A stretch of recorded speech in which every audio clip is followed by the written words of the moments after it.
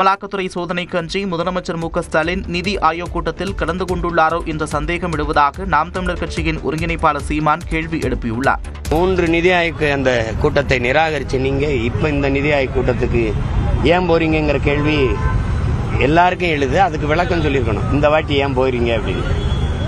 அது ஒருவேளை நீங்க அமலாக்கத்துறை சோதனைக்காக போறீங்களா சந்தேகம் வருது இல்ல. பாஜக அரசு என்ன நினைக்கும், இந்திய நாட்டை ஆளுகிற அரசு ஒருவேளை சந்திரபாபு நாயுடு ஐயாவோ அல்லது நிதிஷ்குமார் ஐயாவோ விலகிட்டா, ஆதரவுலேருந்து விலகுனா திமுக தன்னுடைய 22 உறுப்பினர்களோட ஆதரவு கொடுக்கும் அப்படிங்கிற எதிர்பார்ப்போடு அது இணக்கமா இருக்கும். நிதி ஆயோக் கூட்டத்தில் முதல்வர் பங்கேற்பது குறித்து சீமான் பல்வேறு சந்தேகங்களை எழுப்பினார். மக்களுக்கு முழுமையாக சென்றடைவதில் தடங்கள் ஏற்படுவதாகவும் அதனை களையும் வகையில் மக்களிடம் மனுக்களை பெற்று அதனை தீர்க்க நடவடிக்கை எடுக்கப்படுவதாகவும் தெரிவித்தார். பட்டா கேட்டு வருபவர்களை அலக்கழிக்காமல் உடனுக்குடன் தீர்வு காண வேண்டும் என்றும், பட்டா வழங்கும் போது மக்கள் பிரதிநிதிகளை அழைத்துக் கொண்டு சென்று பட்டா வழங்க வேண்டும் என்றும் துணை முதலமைச்சர் அறிவுறுத்தினார். தேர்தலுக்கு இன்னும் ஒரு 8-9 மாதங்கள் தான் இருக்கின்றன. அப்படிப்பட்ட நிலையில பணிகளை எல்லாம் விரைந்து முடிக்குமாறு உங்களை எல்லாம் மீண்டும் வலியுறுத்தி நான் கேட்டுக்கொள்கிறேன். அரசு திட்டங்கள் மக்களுக்கு சென்றடையும் வகையில் அதிகாரிகள் நடவடிக்கை எடுத்து அரசுக்கு நற்பெயர் ஏற்படுத்தி கொடுக்க வேண்டும் என்றும் துணை முதலமைச்சர் கேட்டுக்கொண்டார். கிராமங்களில் சொத்து வரி உயர்த்தப்பட்டதற்கு எதிர்க்கட்சித் தலைவர் எடப்பாடி பழனிசாமி கண்டனம் தெரிவித்துள்ளார். இதுகுறித்து அவர் வெளியிட்டுள்ள அறிக்கையில், பஞ்சாயத்துகளில் உள்ள ஓலை குடிசைகள், ஓடு, ஆஸ்பெஸ்டாஸ் வீடுகள், கான்கிரீட் வீடுகள் மற்றும் வணிக நிறுவனங்கள் உள்ளிட்ட அனைத்திற்கும் சொத்து வரியை உயர்த்தியதுடன் புதிய வரியை வசூலிக்க அதிகாரிகளை திமுக அரசு வற்புறுத்தி வருகிறது என குறிப்பிட்டுள்ளார். புதிய சொத்து வரி உயர்வு அறிவிப்பின்படி ஊராட்சிகளில் அதிகபட்சமாக 500 சதுர அடி கான்கிரீட் வீடுகளுக்கு 500 ரூபாயும், ஓட்டு வீடுகளுக்கு 300 ரூபாயும், ஓலை வீடுகளுக்கு 200 ரூபாயும் வசூலிக்கப்படும் என்றும் அவர் அறிக்கையில் தெரிவித்துள்ளார். திமுக ஆட்சியில் சொத்து வரி, குடிநீர் கட்டணங்கள், கழிவுநீர் அகற்றல் கட்டணம் மற்றும் மின் கட்டணங்கள் ஆண்டுதோறும் 6% உயர்த்தப்படுகின்றன என தெரிவித்துள்ளார். மேலும் உணவுப் பொருட்கள் மற்றும் கட்டுமானப் பொருட்களின் விலைகள் பல மடங்கு உயர்ந்துள்ளதாகவும் அவர் குறிப்பிட்டுள்ளார். அனைத்து துறைகளிலும் கமிஷன், கரப்ஷன், கலெக்ஷன் என்று அதிகரித்து வரும் ஊழல் காரணமாக நாட்டிலேயே கடன் வாங்குவதில் தமிழ்நாடு முதலிடம் பெற்றுள்ளதாகவும் எடப்பாடி பழனிசாமி விமர்சித்துள்ளார். ஏழை மக்களின் குடிசைகளுக்கு வரியை உயர்த்தி அவர்களை வேதனையில் ஆழ்த்தியதுதான் திமுக அரசின் சாதனை என்றும் அவர் குறிப்பிட்டுள்ளார். சென்னையில் அதிமுக கொடிக்கம்பத்தை தொட்ட 2 சிறுமிகள் மீது மின்சாரம் பாய்ந்து தூக்கி வீசப்பட்ட சம்பவம் அதிர்ச்சியை ஏற்படுத்தியுள்ளது.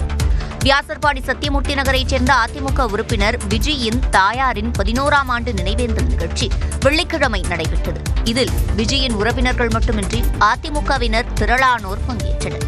அவர்களை வரவேற்கும் விதமாக அதிமுக கொடிக்கம்பங்கள் நடப்பட்டிருந்தன. இந்நிலையில் அந்த பகுதியில் நடப்பட்டிருந்த அதிமுக கொடிக்கம்பத்தில் மின்சாரம் பாய்ந்ததாக தெரிகிறது. அப்போது அங்கு விளையாடிக் கொண்டிருந்த 2 சிறுமிகள் கொடிக்கம்பத்தை தொட்டபோது அவர்கள் மீது மின்சாரம் பாய்ந்து தூக்கி வீசப்பட்டனர். இதனை கண்டு அதிர்ச்சியடைந்த அப்பகுதி மக்கள் சிறுமிகளை மீட்டு அருகில் உள்ள தனியார் மருத்துவமனையில் அனுமதித்தனர். அதில் ஒரு சிறுமி குணமடைந்து வீடு திரும்பினார். படுகாயமடைந்த 4 வயது சிறுமி மருத்துவமனையில் தொடர்ந்து சிகிச்சை பெற்று வருகிறார்.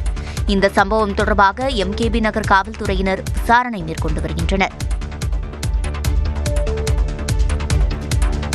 பராமரிப்பு பணி காரணமாக கும்மிடிப்பூண்டி சூலூர்பேட்டை வழித்தடத்தில் 17 புறநகர் ரயில் சேவைகள் ரத்து செய்யப்பட்டுள்ளன.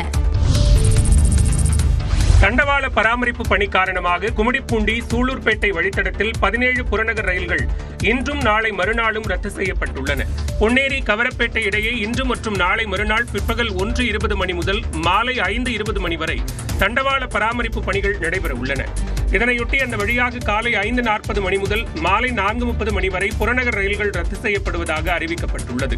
அதன்படி சென்னை சென்ட்ரலில் இருந்து கும்மிடிப்பூண்டி மற்றும் சூலூர்பேட்டை இடையே இன்று மற்றும் நாளை மறுநாள் இயக்கப்படும் 17 புறநகர் ரயில்கள் முழுமையாக ரத்து செய்யப்பட்டுள்ளன. செங்கல்பட்டிலிருந்து கும்மிடிப்பூண்டிக்கு காலை 9:55 மணிக்கு புறப்படும் புறநகர் ரயில் சென்னை கடற்கரையுடன் ரத்து செய்யப்பட உள்ளது. இதேபோன்று கும்மிடிப்பூண்டியிலிருந்து தாம்பரத்திற்கு மாலை 3 மணிக்கு புறப்படும் ரயில் பகுதியாக ரத்து செய்யப்படுகிறது.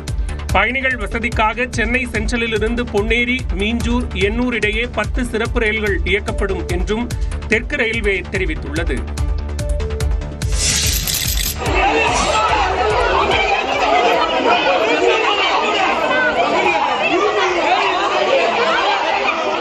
விருதுநகர் மாவட்ட மாவட்டம் ராஜபாளையத்தில் கோயில் திருவிழா நடத்துவது தொடர்பாக இரு தரப்பினர் சரமாரியாக தாக்கிக் கொண்ட காட்சிகள் தான் இவை. மலையப்பட்டியில் உள்ள காளியம்மன் கோவில் திருவிழா நடத்துவது தொடர்பாக ஒரே பிரிவைச் சேர்ந்த இரு தரப்பினரிடையே மோதல் போக்கு நீடித்து வருகிறது. இந்த ஆண்டு திருவிழா நடத்த ஒரு தரப்பு அனுமதி கோரிய நிலையில் மற்றொரு தரப்பு எதிர்ப்பு தெரிவித்ததாக கூறப்படுகிறது. இதனால் திருவிழா நடத்துவது தொடர்பாக சனிக்கிழமை சமாதான கூட்டம் நடத்தி முடிவு செய்யலாம் என்று அரசு தரப்பில் தெரிவிக்கப்பட்டிருந்தது. இந்நிலையில் வெள்ளிக்கிழமை இரவு மது போதையில் வந்த ஒரு தரப்பினர் அங்கிருந்த மற்றொரு தரப்பினரிடம் தகராறில் ஈடுபட்டனர். தொடர்ந்து இரு தரப்பினரும் கற்கள் மற்றும் கட்டைகளால் சரமாரியாக தாக்கிக் கொண்டனர்.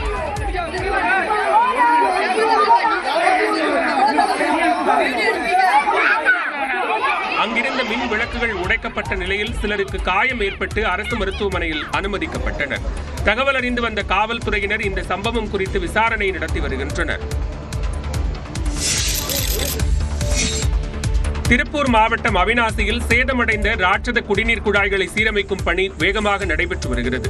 அவிநாசி சாலை வழியாக குழாய்கள் பதிக்கப்பட்டு திருப்பூர் மாநகராட்சி மற்றும் வழியோர கிராமங்களுக்கு குடிநீர் விநியோகம் செய்யப்பட்டு வருகிறது. இந்நிலையில் மேட்டுப்பாளையத்தில் அன்னூர் சாலையில் உள்ள நடூர் என்ற பகுதியில் பாலம் அருகே பதிக்கப்பட்டிருந்த குடிநீர் குழாயில் அதிக அழுத்தம் காரணமாக திடீரென்று உடைப்பு ஏற்பட்டது. இதனால் தண்ணீர் பீரிட்டு அடித்து சாலையில் ஆறு போல பெருக்கெடுத்து ஓடியது.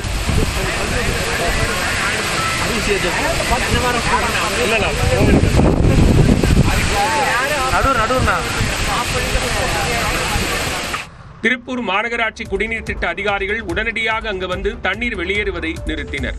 தொடர்ந்து போர்க்கால அடிப்படையில் குழாயை சரி செய்யும் பணிகள் நடைபெற்று வருகிறது. குழாய் உடைந்ததால் திருப்பூர் மாநகராட்சியின் சில பகுதிகளில் குடிநீர் விநியோகம் பாதிக்கப்பட்டுள்ளது. குழாய் சீரமைக்கப்பட்டவுடன் குடிநீர் விநியோகம் தொடங்கும் என்று அதிகாரிகள் தெரிவித்துள்ளனர்.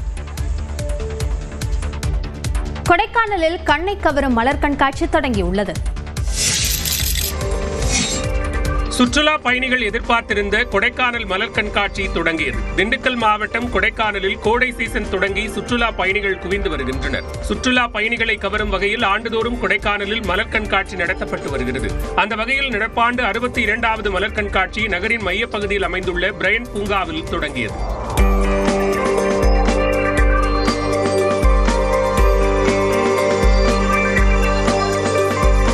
சால்வியா, டெல்பீனியம், பிங்க் ஆன்ஸ்டர், லில்லியம், ரோஜா உள்ளிட்ட பல வகை மலர்களை கொண்டு மயில், புவிசார் குறியீடு பெற்ற திண்டுக்கல் பூட்டு, மலைப்பூண்டு உள்ளிட்டவற்றின் வடிவங்கள் உருவாக்கப்பட்டுள்ளன.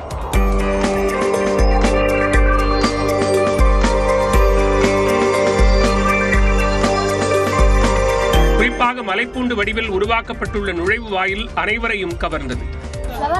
மயில், யானை, ராபிட் இது எல்லாமே பாருங்க. அதுக்கப்புறம் காய்கறியால் செஞ்ச யானை இது எல்லாம் பார்த்துங்க. சூப்பராக இருந்தது. எல்லாரும் வாங்க. எல்லாமே ஃப்ளவர்ஸில் பண்ணியிருக்காங்க. இப்படியும் பண்ண முடியுமான்றது எல்லாருக்குமே ஒரு ஆச்சரியத்தை உருவாக்குது. ரொம்பவும் அழகாகவும் இருக்குது. எல்லாருமே மோஸ்டாக வந்து பார்க்க வேண்டியது. ஜூன் 1ஆம் தேதி வரை இந்த மலர் கண்காட்சி நடைபெற உள்ளது. ஈடி அல்ல, மோடிக்கும் பயப்பட மாட்டோம் என்று கூறியுள்ள துணை முதலமைச்சர் உதயநிதி ஸ்டாலின் மாநிலத்திற்கான நிதியை பெறுவதற்காகவே நிதி ஆயோக் கூட்டத்தில் முதலமைச்சர் பங்கேற்றிருப்பதாக விளக்கம் அளித்துள்ளார். முதலமைச்சர் தன்னுடைய இந்த மாநிலத்துடைய நிதி உரிமையை கேட்கறதுக்காக நிதி ஆயோக் கூட்டத்துக்கு போயிருக்கிறாரு. ஈடி இல்லை, மோடிக்கும் நான் பயப்பட மாட்டோம், நாங்கள் தொடர்ந்து எங்களோட குரல் கொடுத்து தான் இருப்போம். என்ன பண்ணாங்க? மிரட்ட பார்த்தாங்க. மிரட்டி அடி பண்ணி வைக்கிறதுக்கு பயப்படுறதுக்கு அடிமை கட்சி கிடையாது திமுக. எங்களுடைய கலைஞர் உருவாக்கின கட்சி, எங்களுடைய சுயமரியாதை கட்சி, பெரியார் கொள்கைகள். தப்பு பண்ணுறவங்க தான் பயப்பட தேவை. நாங்கள் யாருக்கும் அடி பண்ணிடணும் தேவையில்லை, பயப்படவும் எங்கள் அவசியமும் கிடையாது. எதாக இருந்தாலும் சட்டப்பூர்வமாக சந்திப்போம்.